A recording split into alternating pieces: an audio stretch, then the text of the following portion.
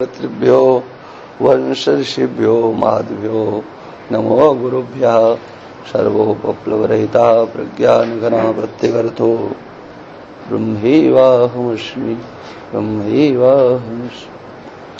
श्रुतिस्मृतिपुराणानामालयं करुणालयं नमामि भगवत्पादं शङ्करं लोकशङ्करं शङ्करं शङ्कराचार्यं केशवं बादरायणं सूत्रभाष्यकृतौ वन्दे भगवन्तौ पुनः पुनः।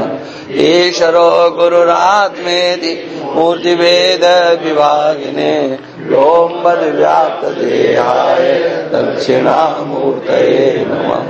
प्रशान्तभावं शिवमद्वितीयं प्रदायकं मुक्तिमखण्डबोधं प्रणाशकं मोहमदादिदोषां प्रणमामिदं सद्गुरुं वामदेवं।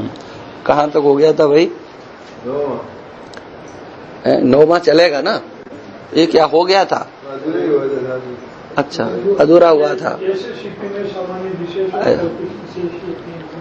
सुगति का मही 3 अंश ज्यों, अजड़ ब्रह्म में 3 अंश त्यों, उभय अंश को सत्य जान ले, कृतय त्याग दे मोक्ष तो मिले। ये बहुत अच्छे पद हैं। मैंने एक महात्मा को इनको गाते हुए सुना था। हाँ, बहुत अच्छी तरह से वो गा करके और सुनाया करते थे। जैसे कि यहाँ पर इसका अर्थ हो गया था ना, सीपी में 3 अंश हैं, सामान्य अंश, विशेष अंश और कल्पित विशेष। सामान्य का मतलब होता है कि है की प्रतीति हो, है की प्रतीति हो, लेकिन क्या है ये प्रतीत न हो, उसको कहते हैं सामान्य है। और जो सब में रहे। और विशेष वह कहलाता है जिसके ज्ञान होने पर भ्रांति की निवृत्ति हो जाती है। जैसे आपने सीपी को देखा या रस्सी को देखा तो आपको कोई भ्रांति नहीं होगी। है और रस्सी है, सीधे आपकी दृष्टि में आगे रस्सी है, तो फिर कुछ नहीं। आपका सामान्य अंश और विशेष अंश एकदम चमचमा गया।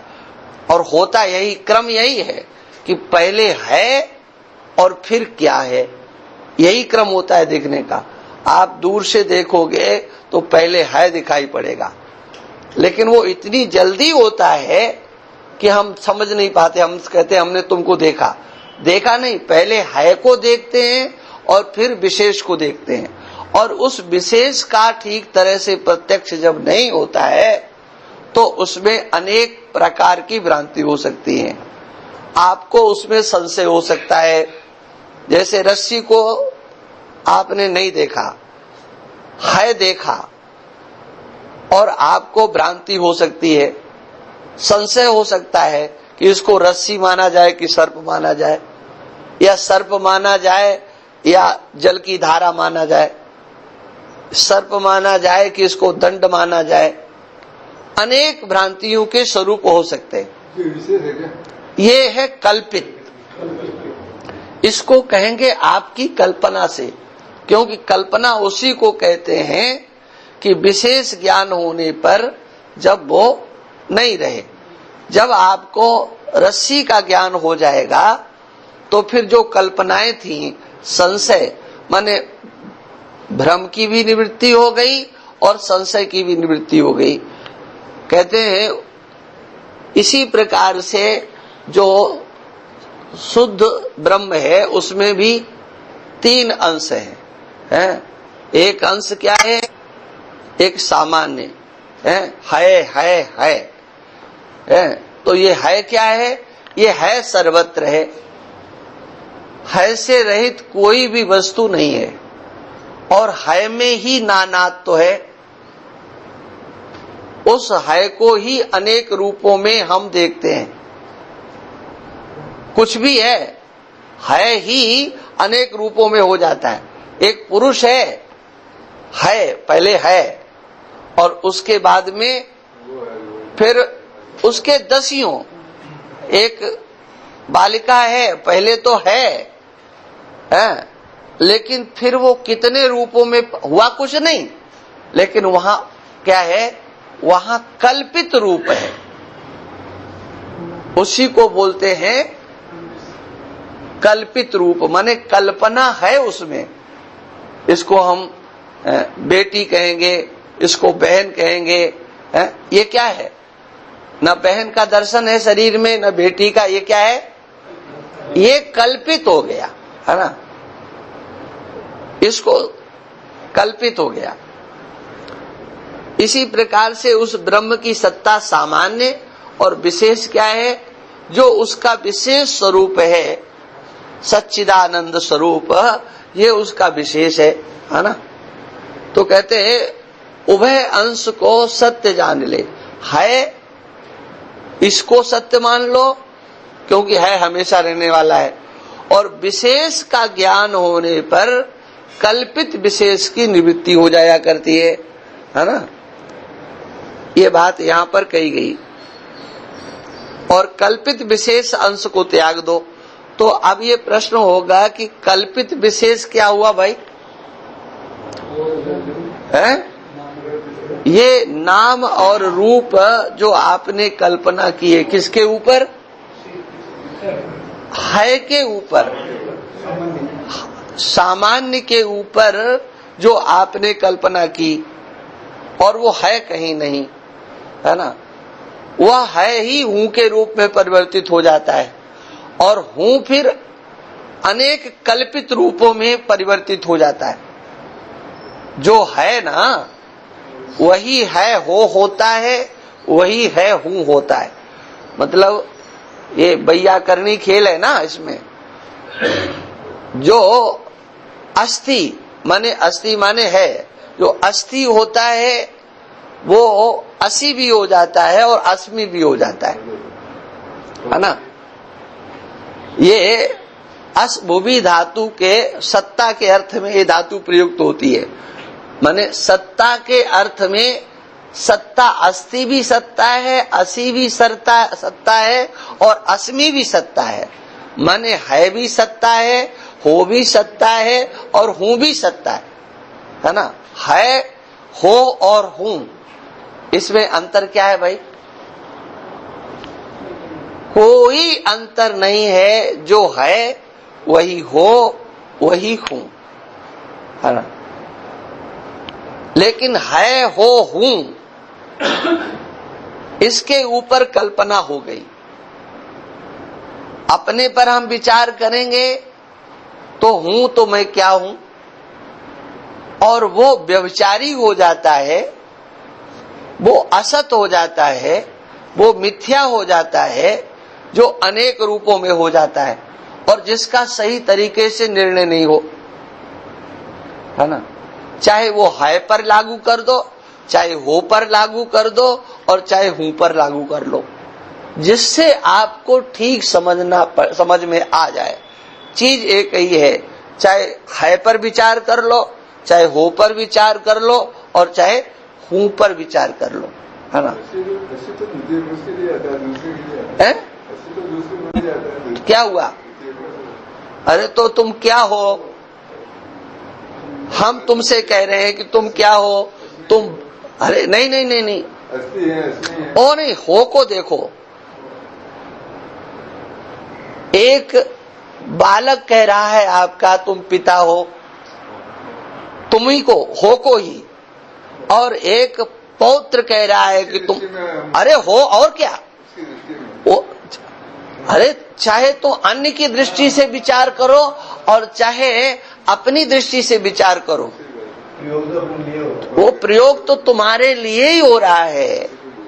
हाँ, कोई दूसरा तुम्हें अन्य पुरुष के रूप में, ये दादा है, ये नाना है, ये चाचा है, ये पिता है, अब हो के रूप में प्रयोग नहीं कर रहा, किसके रूप में कर रहा है के रूप में। इस दुनिया को जितना भी चेतन पदार्थ दिखाई पड़ता है, जो हूं है वही हो जाता है और वही है हो जाता है ना। हूं की दृष्टि से देखो तो वहां नानात्व है, हो की दृष्टि से देखो तो नानात्व तो है, और है की दृष्टि से देखो तो हाँ, ये क्या है? ये सब कल्पना है, हाँ? इसको बोलते हैं उस है हूं में ये कल्पना, ये कल्पित विशेष अंश हो गया। इसको क्या बोलेंगे? कल्पित विशेष अंश। लेकिन कल्पित विशेष अंश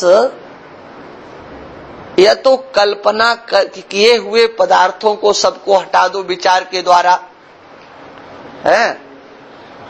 ये जो है तो इसको क्या माना जाए? सत्य तो एक ही होगा, सत्य में नानात्व तो नहीं होता।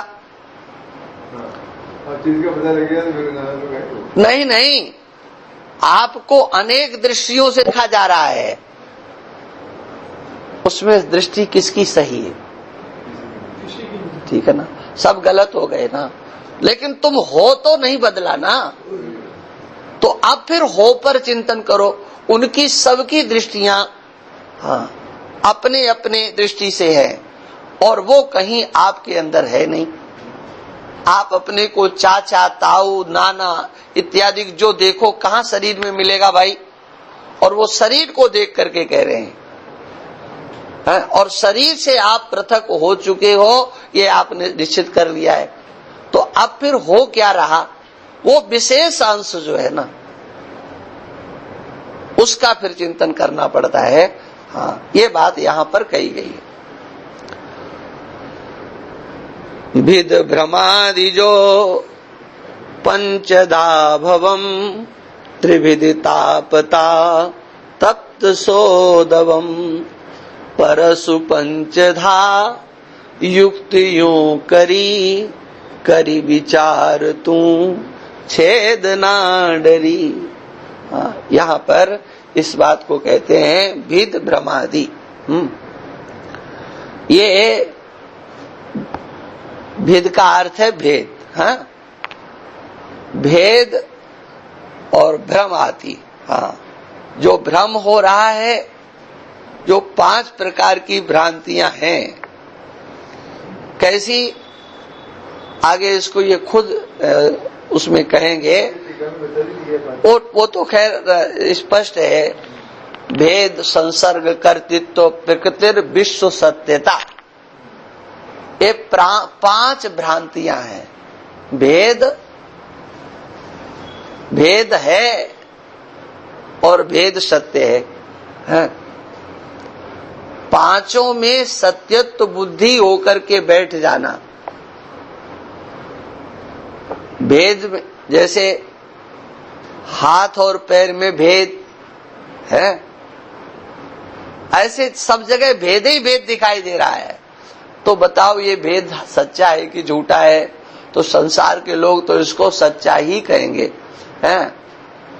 अब ये सच्चा मान लेना यही भ्रांति हो गई, यही अध्यास हो गया। भेद में सत्यत्व बुद्धि होना, भेद, संसर्ग माने संबंध, कर्तृत्व, कर्तापना, भोक्तापना, मैं कर्ता मैं भोक्ता है। भेद, संसर्ग, कर्तृत्व, विकृति और विकारवान अपने को समझना, और इस संसार को सत्य समझना है।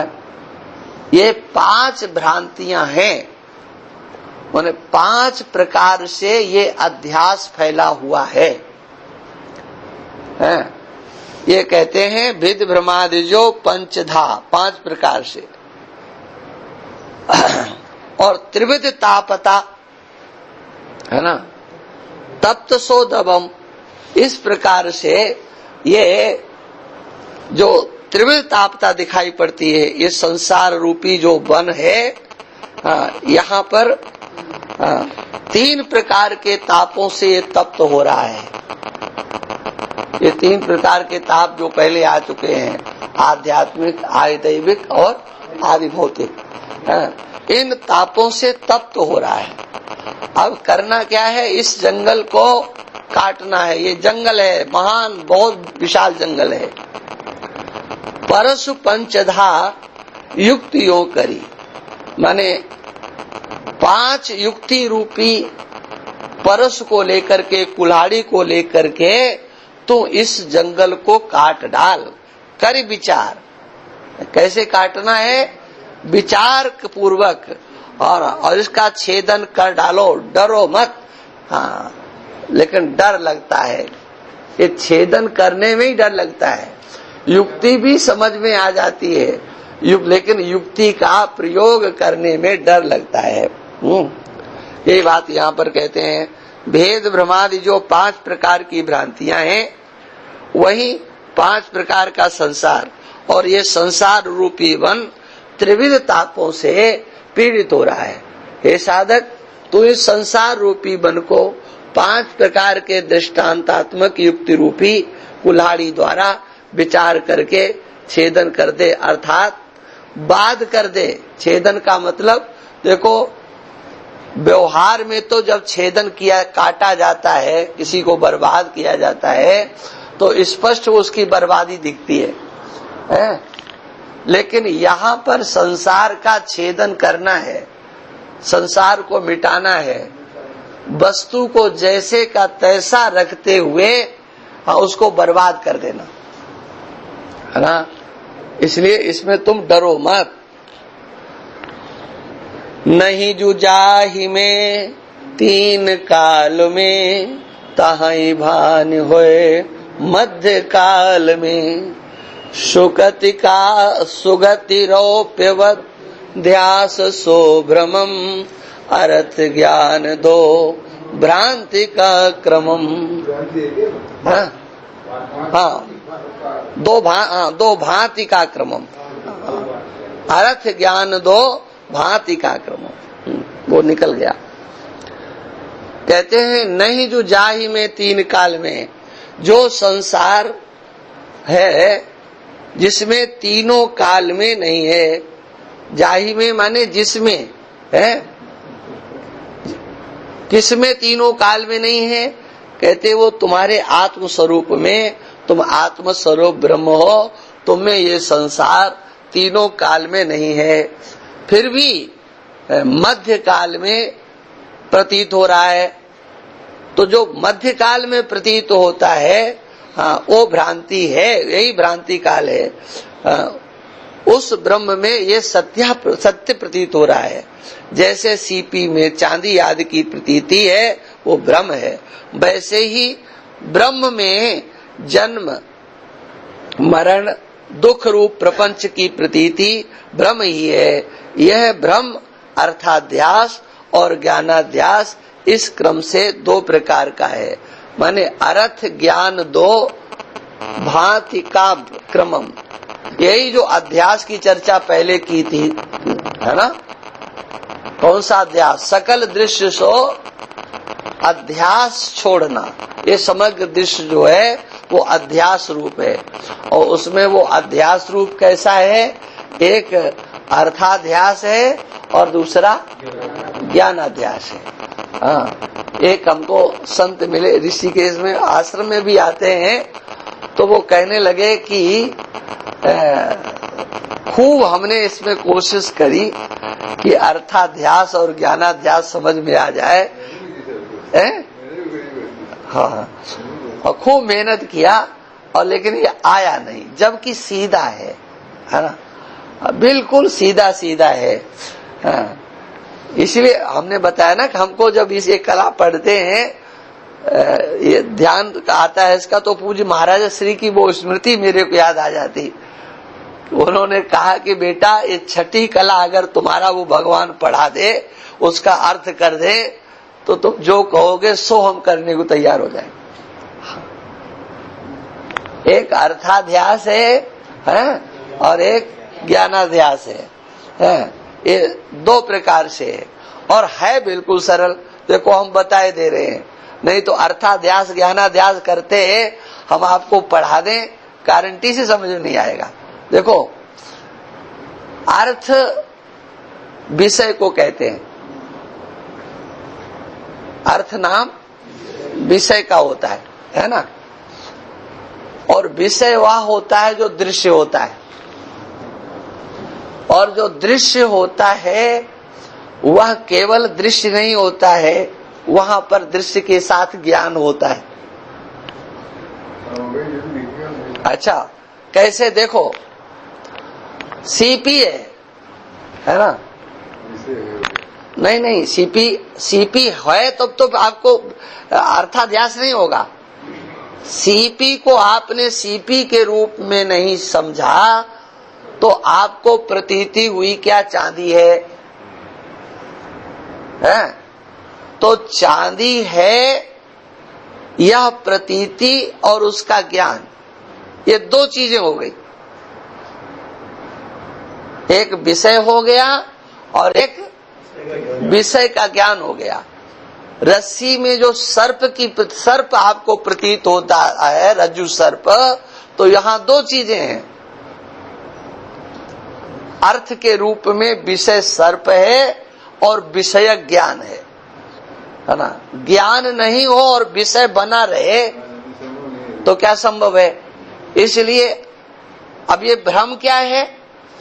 वो जो अर्थ है ना, वहां नहीं है, यही नाम अध्यास है नहीं और प्रतीत हो रहा है, यही अर्थाध्यास है। और उस अर्थाध्यास को जिससे प्रकाशित किया जा रहा है वो ज्ञान, ये दोनों के दोनों कहाँ हैं भाई? वहां है, सीपी में है या रस्सी में। सर्प और सर्प का ज्ञान ये कहाँ है? नहीं, है ही नहीं, है ना? अगर वहां पर सीपी में चांदी हो तो किसी दूसरे को दिखाई दे, है ना? नहीं, कागज भी दिख रहा है किसी को, बॉर्डर भी दिख रहा है, लेकिन कोई ऐसा भी है जिसको सीपी दिख रही है। अब उस सीपी देखने वाले की दृष्टि में न कागज है, न बॉर्डर है और न चांदी है, तो फिर ये तुम्हारी दृष्टि में कहाँ है भाई? ये बताओ, ये तुम्हारे पास कहाँ है? वहां नहीं है। ये कहाँ है? ये हमारे अंदर है।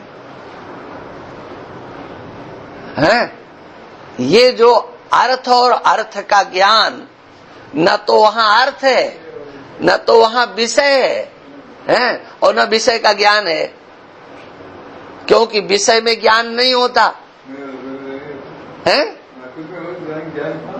अरे वहां विषय नहीं है ना, वहां विषय नहीं है, लेकिन आपको विषय की प्रतीति हो रही है, इसी का नाम अध्यास है, इसी का नाम अर्थाध्यास है ना? है सर्प विषय है, सर्प ज्ञान। हाँ, तो सर्प जो है ना, एक रस्सी है, रस्सी, लेकिन आपको रस्सी प्रतीत नहीं हो रही, ठीक है ना? आपको क्या प्रतीत हो रहा है? सर्प। तो सर्प कहाँ है? वहां है कि आपके अंदर है? वहां नहीं है, क्योंकि वहां हो तो सबको दिखना चाहिए, है ना? वहां हो तो आपको भ्रांति के बाद में उसको छू करके डंडे से पीट करके देखा तो वहां आपको फिर नहीं मिला, तो फिर कहाँ था? वो अर्थ माने वो विषय। कौन सा विषय? वो सर्प और सर्प का ज्ञान कहाँ था भाई? वो आपके अंदर था, आपके हृदय में था, है ना? अब वो जो सर्प गया, वो कहाँ से गया? वहां से गया। वो सर्प ज्ञान, वो अर्थ और अर्थ ज्ञान, उन दोनों की निवृत्ति हो गई। अब जब रस्सी का आपको ज्ञान हो गया तो उस समय क्या हुआ कि वो सर्प भी गया और सर्प का ज्ञान, दोनों ही भ्रम सिद्ध हो गए। क्या? वो जो अब उसको ऐसे समझ लो, अर्थाध्यास और ज्ञानाध्यास, माने सर्प तो हो गया अर्थ और सर्प का ज्ञान, है ना? ये ज्ञानाध्यास। अर्थाध्यास माने सर्प है, ये बुद्धि, है ना? और ये बुद्धि का निश्चय होना, ये ज्ञान, ये दोनों आपके अंतःकरण में ही थे, बाहर नहीं थे। ठीक है ना? वो समाप्त तो गया साहब, हमारे ऊपर क्या है, आत्मा के ऊपर क्या है, उससे क्या कहा? तो ये हमारे क्या सोचना है? आपको यही तो देखना है, आपको यही देखना है कि अभी तक जो भी आप पढ़ करके आए हो वो सबका सब दृश्य था, सबका सब दृश्य था ना। तो दृश्य था वो दृष्टा से पृथक था, है ना, ये निश्चय हो गया। लेकिन वही जो दृश्य है ना, वह दृश्य दृष्टा के रूप में हो गया। ये अर्थाध्यास। दृश्य क्या है? वो अर्थ है, और अर्थ का ज्ञान।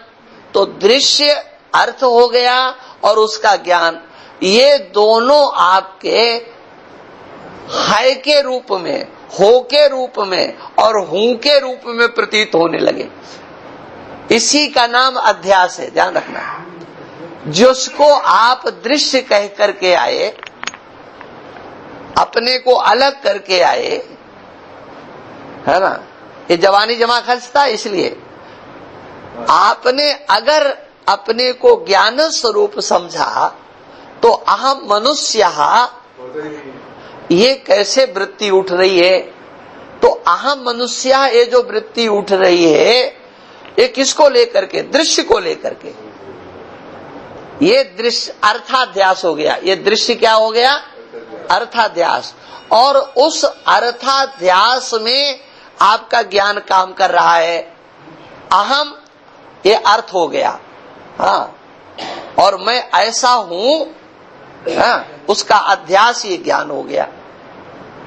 मैं मनुष्य हूं, है ना, इसमें ज्ञान है कि नहीं? तो मैं मनुष्य माने क्या? मैं मनुष्य माने एक कल्पित वस्तु, ये पांच भौतिक शरीर जिसमें कि समग्र सृष्टि आ गई। आपकी जागृत अवस्था, स्वप्नावस्था, सुसुप्ति अवस्था, ये आपके जीवन में आ रही है, मनुष्य बनकर के ही तो आ रही है ना। मैं सोया, मैं जग रहा हूं, मैं गहरी नींद में, तो मैं माने क्या? ये 3.5 हाथ का पुतला, है ना। ये जो अर्थ है, ये जो विषय है, विषय माने, विषय को पहले समझ लो अच्छी तरह से। विषय माने क्या? दृश्य। ये जो विषय है ना, दृश्य है ना, वही विषय बन गया, हाँ। और वो विषय किस रूप में बन गया? जो दृश्य के रूप में था, है ना, वो दृश्य नहीं रहा। ये अर्थाध्यास है, इसी को विषयाध्यास बोलते हैं। इसका और विवेचन आगे आने वाला है। मूल बात क्या है? अर्थाध्यास माने जिसको तुमने दृश्य समझा, एक एक को अलग अलग करके दृश्य समझा। मैंने पहले तीनों शरीर जिससे बनते हैं वो सारा मटेरियल, है ना, पंचीकृत पंच महाभूतों से ये स्थूल शरीर, अपंचीकृत पंच महाभूतों से सूक्ष्म शरीर, और वह अविद्या कारण शरीर, जिस तीनों को आप दृश्य समझ करके आए। बार बार यही मैं 2 दिन से इसी बात को तो कह रहा हूं ना, कि पहले आप दृष्टा बन करके देखो, तब ये यहाँ पर आकर के आप चल पाएंगे, कुछ समझ पाएंगे। उसके बाद क्या आया था? उसके बाद आया था पंचकोशों का वर्णन, है।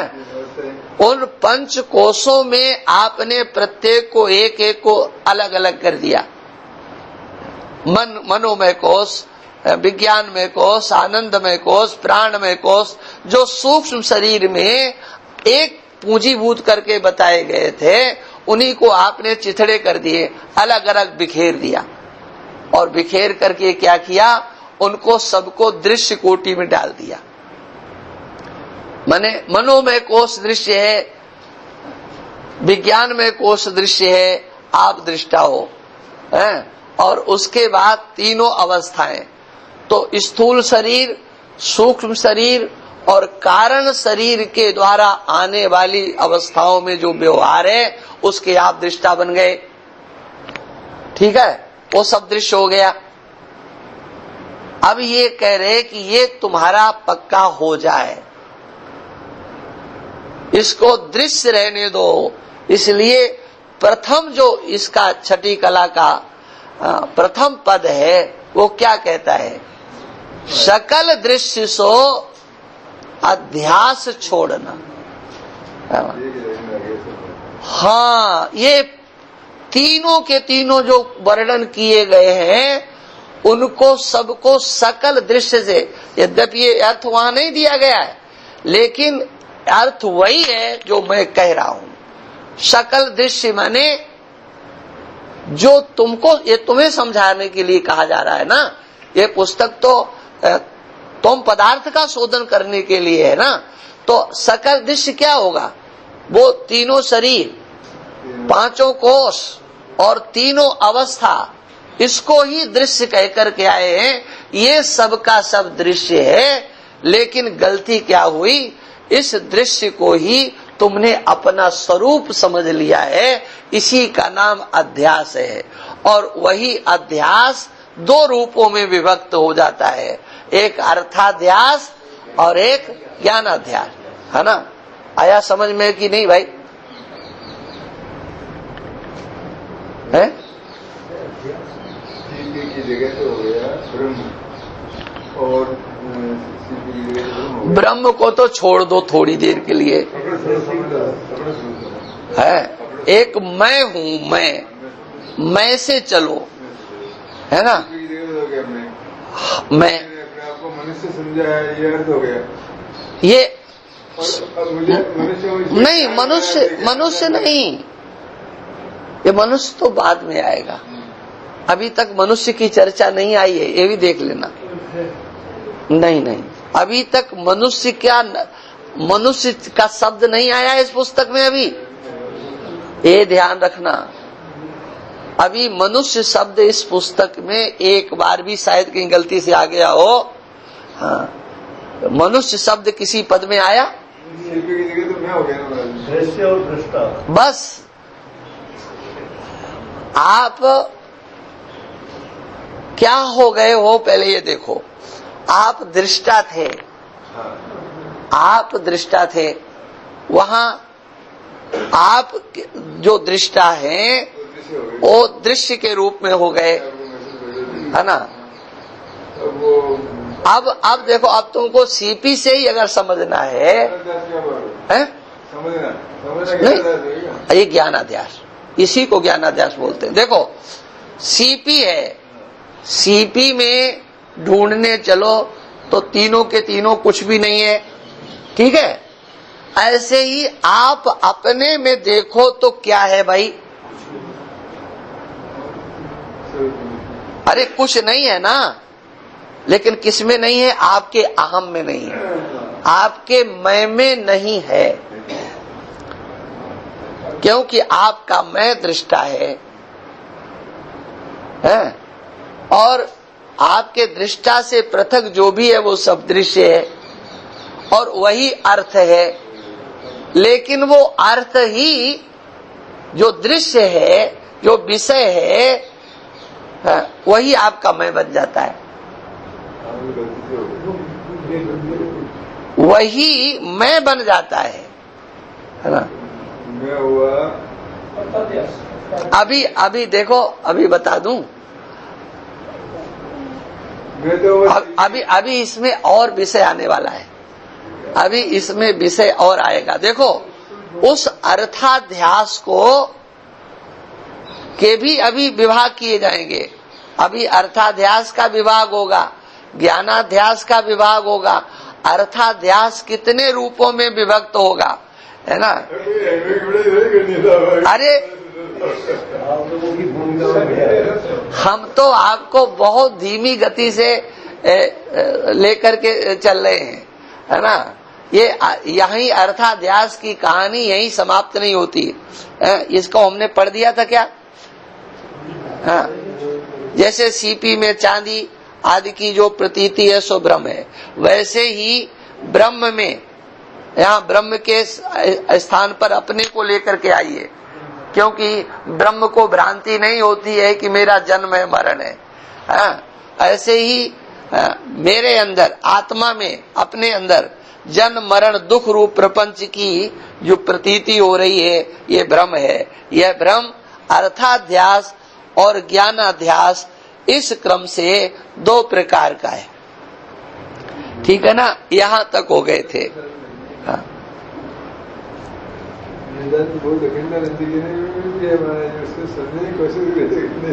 नहीं, हाँ, ये तो बस आ जाए समझ में। अच्छा, है भी कुछ नहीं, खेल भी कुछ नहीं है। हाँ, लेकिन अब वो समझ में नहीं आता तो नहीं आता। हाँ, इसी के लिए तो भगवान से प्रार्थना करनी चाहिए कि ये खेल समझ में आ जाए, बस, है ना। समझ में तो आ रहा है, दिखा के हम दे नहीं है, लेकिन वो निष्ठा ही नहीं हो रही। हाँ, द्विविध बेम है ज्ञान अर्थ को, अर्थ भ्रांति वा सद विधाव को, सकल ध्यास जे जगत में दसे, सब तुसाई ब्याही के बीच में धसे। देखो यहाँ पर जो कुछ कहा गया है ना, इसकी टिप्पणी को थोड़ा हम आपको समझा देते हैं। 2 प्रकार के बेम माने भ्रम, धर्म माने अध्यास। हाँ, तो वो अर्थाध्यास और ज्ञानाध्यास है। ये फिर 2 प्रकार के हो जाते हैं। द्विविध भेम है माने ये 2 प्रकार के हो जाते हैं। फिर कौन कौन से? अर्थाध्यास और ज्ञानाध्यास है। 2 प्रकार का ज्ञानाध्यास और 2 प्रकार का अर्थाध्यास। और फिर उसके बाद में अर्थ भ्रांति माने जो अर्थाध्यास है वो फिर 6 प्रकार का कहा गया है। हाँ, उसमें षड विधा बको माने कहा गया है ना। ये 2 प्रकार का अर्थाध्यास पहले किस किस तरह का है तो देखो यहाँ पर टिप्पणी में लिखा हुआ है। एक तो स्वरूपाध्यास और एक संबंधाध्यास है ना, ये अर्थाध्यास है। वो पहले वो अभी नहीं समझ में आएंगे, पहले इतना समझ लो। एक स्वरूपाध्यास है और एक संबंधाध्यास है।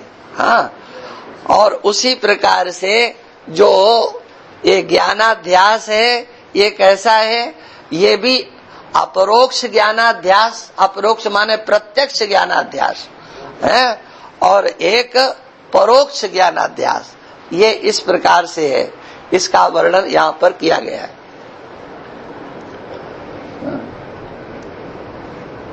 टिप्पणी को चलो इस टिप्पणी को थोड़ा बता देते हैं तो आपके लिए सरल हो जाएगा। देखो, कल्पित रजस स्वरूप से व्यवहारिक सीपी में अध्यस्त है। कल्पित रजत स्वरूप से व्यवहारिक सीपी में अध्यस्त है। रजत क्या है? वो कल्पित है। रजत वहां है नहीं, है ना, वो कल्पित है ना। प्रतीत हो रही है, लेकिन कहाँ प्रतीत हो रही है? सीपी में। सीपी की सत्ता है, सीपी कल्पित नहीं है ना। व्यवहारिक सीपी में अध्यस्त है, और जो अध्यस्त होता है उसका बाद होता है। अध्यस्त का बाद होता है। पहले आप बाद करोगे, हाँ, तभी जाकर के काम चलेगा। माने सीपी में चांदी की प्रतीति फिर भी आपको हो सकती है। सीपी को सीपी समझने के बाद भी आपको चांदी की प्रतीति हो सकती है, लेकिन सत्यत्व बुद्धि नहीं होगी। समझे? एक बार देख लिया तो आपने सीपी को व्यवहारिक सीपी का ज्ञान हो गया, तो व्यवहारिक सीपी में जो कल्पित रजत है, हाँ, वो मिथ्या सिद्ध हो जाएगी। माने मिथ्या सिद्ध होगी, माने रजत का बाद हो जाएगा। बाद हो गया माने उसका नाश हो गया। कि क्या नाश हुआ? यहाँ पर चांदी नहीं है। प्रतीति हो और एक निश्चय हो जाए कि यहाँ चांदी नहीं है, तो ये चांदी का बाद कह दो, चांदी का नाश कह दो, ये दोनों एक ही हैं। यह क्या है? इसको कहेंगे स्वरूपाध्यास। क्या इसको क्या कहेंगे? ये अर्थाध्यास को दो प्रकार से कहा गया था ना, एक स्वरूपाध्यास और एक संबंधाध्यास। तो सीपी में चांदी का जो दर्शन है, ये है स्वरूपाध्यास, है ना। और व्यवहारिक सीपी का संबंध कल्पित रजत में अध्यस्त है। व्यवहारिक सीपी है, अगर सीपी नहीं हो तो रजत का दर्शन कैसे? तो उस रजत का जो ज्ञान हो रहा है वो किस आधार पर? संबंध से। लेकिन संबंध कैसा है? संबंध कल्पित है, आपके द्वारा ही कल्पित है। आपने सीपी को सीपी नहीं समझा, तो सीपी का संबंध, व्यवहारिक सीपी का संबंध कल्पित है। और जो कल्पित होता है वो मिथ्या होता है, उसका बाद हो जाता है ना। तो रजत में अध्यस्त है, यह संबंधाध्यास है। अब चलो, व्यवहारिक जगत स्वरूप से पारमार्थिक ब्रह्म में अध्यस्त है, ठीक है ना। यह स्वरूपाध्यास है।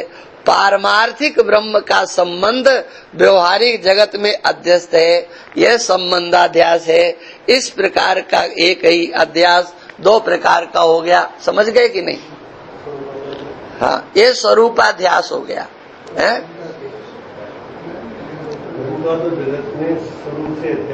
हाँ, देखो, जो अध्यस्त होता है उसका बाद होता है, एक सीधा गणित। जो अध्यस्त होता है उसका बाद होता है। और ब्रह्म जो है ना, वो कहीं अध्यस्त नहीं हो सकता, क्योंकि उसका कभी बाद नहीं होता है। इसलिए वहां क्या है? वहां केवल संबंधाध्यास है, संसर्गाध्यास है। अध्यास माने प्रतीति हो रही, जैसे सीपी में चांदी की प्रतीति हो रही है, ऐसे ब्रह्म में जगत का संसर्गाध्यास है, संबंधाध्यास। हाँ, क्या? जगत में परमात्मा है, जगत में परमात्मा है, परमात्मा में जगत है, परमात्मा में जगत है। तो ढूंढने चलोगे तो कहाँ मिलेगा? आप देखो, अब इसी बात को और जरा अच्छी तरह से समझ लो। हमको स्वरूप का अध्यास हुआ, ये अर्थाध्यास की चर्चा है ना, इसी अर्थाध्यास को फिर 6 भागों में विभक्त करते हैं। यद्यपि ये उस विषय को पुनः बताएंगे, आगे बताएंगे, लेकिन आप लोगों के मन में आएगा कि इसको हम अपने से कैसे ले जाएं। तो देखो, फिर वहीं लौट करके चलना है। ये जो शरीर है ना, ये शरीर दृश्य है, ये अर्थ है, ये दृश्य है, ये विषय है, ठीक है ना।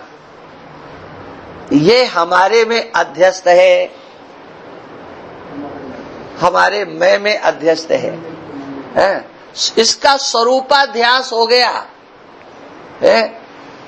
ये जो आकृति है, हम अपने को शरीर तो नहीं मानते।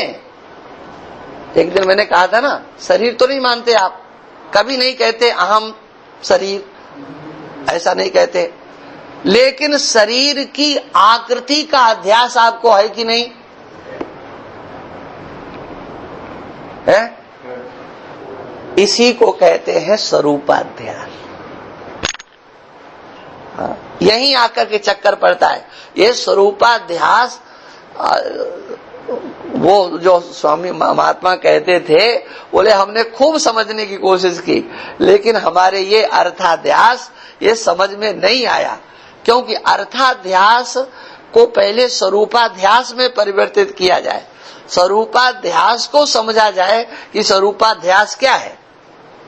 हमको स्वरूप का अध्यास है कि नहीं है? क्या है? क्या स्वरूपाध्यास है बताओ?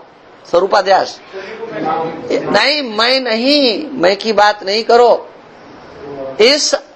ये जो आकृति है, इस आकृति का अभिमान है कि नहीं? देखो, शरीर हूं ऐसा नहीं कहते हो, लेकिन गहराई से स्वरूपाध्यास बैठा हुआ है। और है ये जो स्वरूपाध्यास क्या है? ये अर्थाध्यास है, यही विषयाध्यास है। ये क्या है? ये जो दृश्य है, ये दृश्य विषय है, ये अर्थ है, ये आकृतिमान है ना? जो दृश्य था, वो दृश्य नहीं रहा। ठीक है कि नहीं? हाँ, चलो भाई, अब इसको इतना ही रखो, विषय कठिन है। ओम पूर्णमुदा पूर्णमिदं पूर्णात् पूर्णमुदच्यते पूर्णस्य पूर्णमादाय पूर्णमेवावशिष्यते। ओम शांति शांति शांति। श्रुति स्मृति पुराणानामालयं करुणालयं नमामि भगवत्पादं शंकरं शंकराचार्यं केशवं वादरायणं श्रोत्रभाष्यकृतौ वन्दे भगवन्तौ पुनः पुनः। ईश्वरो गुरुरात्मेति मूर्तिभेद विभागिने व्योमवद्व्याप्तदेहाय दक्षिणामूर्तये नमः। ओम शांति शांति शांति।